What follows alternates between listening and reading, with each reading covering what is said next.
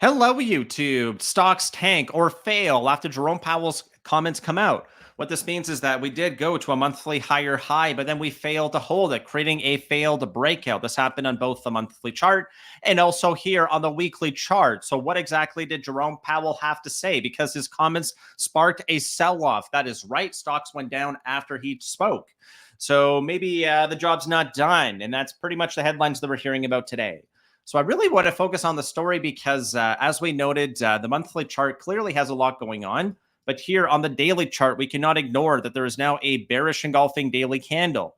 So ever since we formed our low, this is now going to be the first time where we actually print a daily lower low.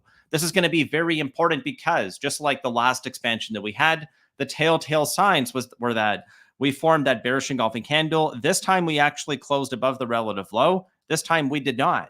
So we go up, we go sideways, we go down, we go sideways, we go up, and now we're going sideways. If this is going to turn into some kind of an inverse head and shoulders, I don't want to see us lose that 50 DMA. If we start losing it, it just means we're likely at risk of doing what the Russell just did and what I showed you, which means that there would still be a bullish pattern inside of here. It would be some kind of inverse head and shoulders. But the most important thing here is that as we zoom out, we look at this yellow box, it's generally happened over the 50 DMA.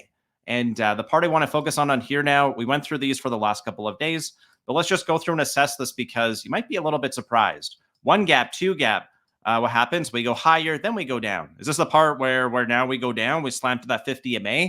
That's what we talked about yesterday. All right, gap. Okay, second gap gets filled, slam on the 50. We leave the hole. That was the SVB crisis. So if we're going to do something similar here, this lower gap, maybe even the second one can stay open. We hit slam to the 50 and then we reverse and go higher. It's really important. If this is it, right? We go below the 50, bounce off the 200, reject off the 50, go down, reclaim both, and then we don't look back. Hey, Boomtown, maybe, right? Rally into the end of the year.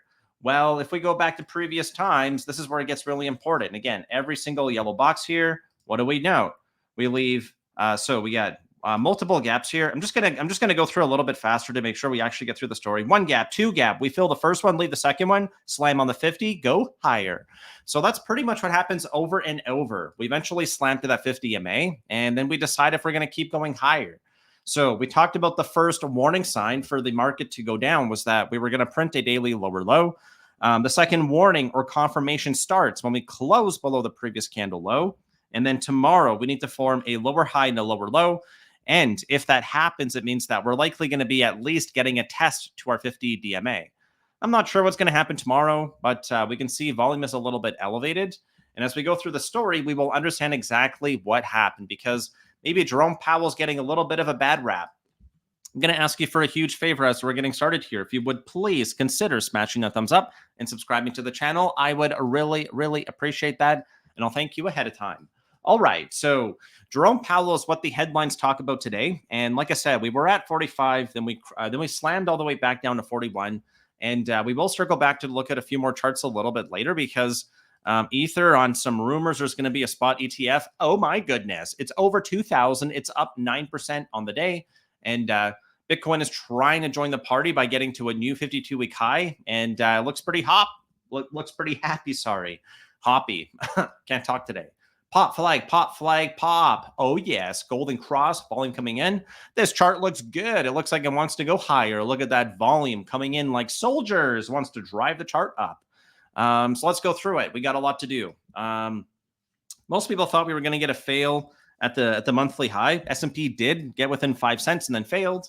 As of right now, if we go over here to a 1 month chart for QQQ, what do we have? We got a failed breakout on the 1 month chart. Let's just hide everything, make it nice and easy. And I'll go to full candles, then I'll bring it back. So we're below the previous monthly high, but on a weekly chart, I believe we're still above. So the weekly chart actually looks a lot better. And what's interesting about this weekly chart is that we know we're in a channel right now on QQQ on the weekly chart. So what does that mean? Well, we already got our 10% cut. So we got our 10% correction. We've gone right in a very, very repeatable pattern. And now the question is, are we going to break the pattern and actually try to get that Santa rally? Because if we fall back below the previous weekly high, it's not that much lower, 369, only about one more point. then we fall back inside the channel, then there's a risk we could go all the way back down. Where strong support is, which is where our 50 and our channel will meet. So if we come down to here, that should be where you want to buy. So what's a little bit nerve-wracking right now for bulls is that if you're nervous of us going all the way back down to this area, it pretty much means like we're going to be slamming down to strong support. That would correspond with the 200 daily at 342. Here we're looking at about 332. So this would be like strong support if we slam down to here. If we hold, that's where Santa comes to town, stocks go up. So it's really important that we follow the NASDAQ because it's really going to be our guide. And if Santa Claus is going to come to town, well, we got to prove retail wrong. So this poll is good. It's good feedback, but we're going to have to see more. So what did Jerome Powell really tell us? Well, not really all that much. We have to understand, too, that the way that the Fed's job works is that it works. Remember what they said when rates were going up, it was doing part of the job for them. Well, when rates come back down, what it's now doing is actually making the Fed's job a little bit harder. So what he's doing is something called jawboning, where he tries to make it seem like he's being tougher than he really is. If we look here to the monthly chart, like the 10-year note is down by 6%. So even though there was 24 billion, right, they're slamming it. They're making it really difficult to absorb all of this. And there was something that made it even more difficult today. China's largest bank, ICBC, hit by a ransomware software, which means that they weren't able to settle their treasury bills and blah, blah, blah, right? That's the headline. Is there more to the story? I don't know. To put your tinfoil hat on if you want to think there's more to the story than that. If we look to the heat map, Tesla got hit pretty hard. Eli Lilly got hit pretty hard. Otherwise, like, there's not really all that much going on. We look to the last 4 hours and we wouldn't even really know. So there seems to be some fear out there. If we look at the last week, we look at the last month, like it still looks monthly now looks like more like rotation. The last 1 week looks like we're building up momentum. And that's really what happens when we get multiple gaps in the chart. We're either going to justify the current move or we're going to focus on the negativity going into tomorrow, which are things like Powell says Fed is not confident it has done enough to bring down inflation. Jay Powell warns Fed against risk of being misled in inflation fight. Oh my goodness, that doesn't sound good. Fed's chair Powell comments spark sell-off. Oh no, right? So if there's going to be more, then maybe we're going to keep fading lower. I think the market can still shake it off, but I think does not put dollars in my bank account. I know is what puts dollars into my bank account. So the few key charts that I'm really focused on are going to be QQQ. And the reason for that is because QQQ is going to tell us whether or not that gateway for the bulls. And I actually want to bring that tweet up that I shared before because I think it was 429. And I want to focus on a very simple story because I think that's what people need right now. They need a very simple story. And if I now have a look here, give me a couple of seconds. I want to bring this up. Here we go. Chart went boom after we got to this area. So very simple chart, monthly pattern. 429 is our relative low over here on the left-hand side. And if that holds, we're going up. We're currently at 433. But that also assumes, again, 429 means we have to hold it. If we fall back below 430, it's no bueno because this previous resistance, which is from August, this area right here, this yellow line, means that this is not actually support. It's going to act as resistance from our channel. And we're probably going to slam back down to the 50 MA as well. I want to be very aware if that's happening. Why? Well, if this failed breakout leads to more downside, we have to watch for the higher low, which is right around 412. That's a lot lower than we are now. Let's make sure we're aware of that. And then finally, if we have a look here to QQQ, let's go here, QQQ, 357.96. Let's have a look at QQQ really fast. 357. Well, we're a lot higher than 357, right? We look here to, that's on the monthly chart.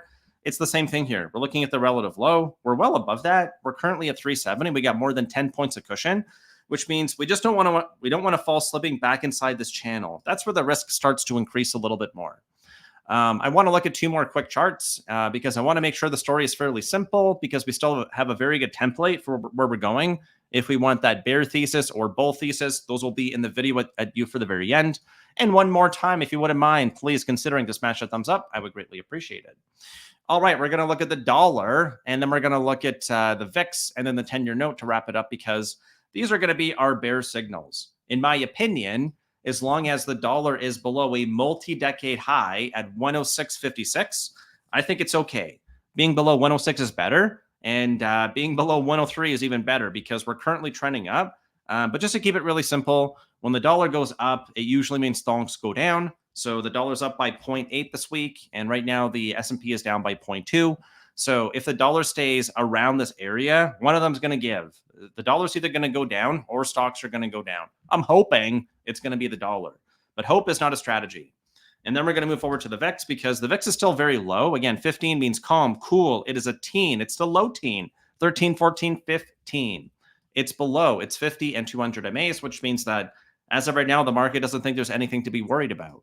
The part that concerns me a little bit is this 10-year note, that it is still above its recent high, and that's at 4.33 here, which is the way that we formed this W. So the W gets formed when we get above our key relative high, and now we have a failed breakdown here, which can be a bottoming pattern, but we're going to have to wait until next Friday to get an expansion signal. So bottoming is one thing, expanding is a second thing.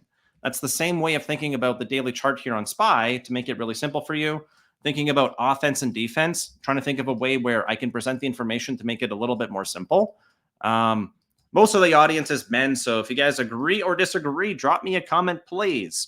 Defense, we got low, higher, low, higher, low, higher, low, higher, low, higher, low, higher, low, higher, low, higher, low. They play defense on every single candle. So why would we doubt them? Well, we don't. Until they do what? Until they print a lower low, which means now the bulls are losing on defense, and they made offense though, right? So on offense, that's what we're looking for: a close over the candle high, close over the candle high, over the high, over the high, over the high, over the high. Then we get a breather or a pause, and then we continue higher. And then what did we get yesterday? The first warning sign, like I talked about, a full candle, which means we closed lower than we opened. Now we got another full candle. Well, that's 2 in a row. So the bulls are currently on offense, but they're losing on defense. So that means they made a charge and failed to hold it. So now it's the bears' chance. But one candle that does not form a pattern. We're going to have to see at least 2 more candles to form that pattern. So if we're going to get daily lower lows and closing below the low, it likely also implies we're going to be below the 50 MA or below the short-term price. And then I would assume we're probably going to slam down for a gap fill, which is very similar to what we saw here on the Russell. So we go back here to the Russell, just to try to find a template for us. And what do we have? Well, all the way up and then power slam all the way back down. First gap filled, and we're now entering the second gap. With that said, thank you so much for tuning in. There should be a video queued up here on the left-hand side for you. If not, if you want to subscribe to the channel, you can do that on the right. If not, we will be streaming tomorrow for the final hour, and we have a special guest, Brian Lehners, who is a Materials CEO. Come hang out with us. If not, good luck into tomorrow. And thanks for tuning in. Thank you.